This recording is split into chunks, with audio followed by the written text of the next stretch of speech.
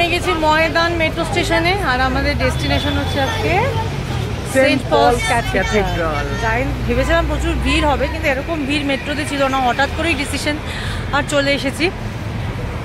দেখি এখন গিয়ে কতটা ভিড় বা কী আছে। মনে হচ্ছে এখনকার লোকজন আর এই সকালবেলা এইসবে আসে না। এসব আমাদের ছোটোবেলায় অনেক ক্রেজ ছিল, বাট এখন হয়তো নেই, জানি না। অনেক দিন পর আসছি 25-এ সকালবেলায় ময়দান, ভালো লাগছে। কিন্তু ছেলেটা একটু বড় হলে ভালো লাগবে, ওকে নিয়ে আসতে পারবো, কিন্তু এখন তো ওকে রেখেই আসতে হয়, কারণ এত সকালবেলা ওকে রেডি করে নিয়ে বেরোনোটা খুব ডিফিকাল্ট। তো চলো দেখতে থাকো, আশা করি খুব ভালো লাগবে। আর আমি এখন পৌঁছে তোমাদের সাথে আবার কথা বলছি। এই দেখো এলিয়ট পার্ক, কতদিন পর এলিয়ট পার্ক দেখছি। আগে আমি আসতাম মাঝে মাঝে, বাট এখন আর আসি না, এসব জায়গায় আর আসা হয় না। এসব মানুষে কলেজ লাইফেই ঘুরতে আসে মনে হয়, এরপর আর আসে না। না, এখন ভেতরে যাওয়ার ইচ্ছা নেই, আগে পৌঁছাই। তো আমি দাঁড়িয়ে আছি বিড়লা প্ল্যানেটোরিয়ামের সামনে।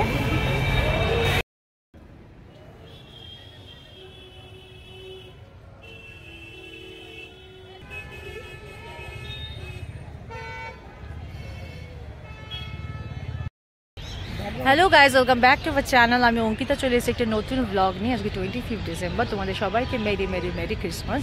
আর হ্যাঁ, আজকে আমি চলে এসেছি আমাদের কলকাতার সবথেকে লার্জেস্ট চার্চে, সেন্ট পলস ক্যাথিড্রাল, যেটা ময়দানে।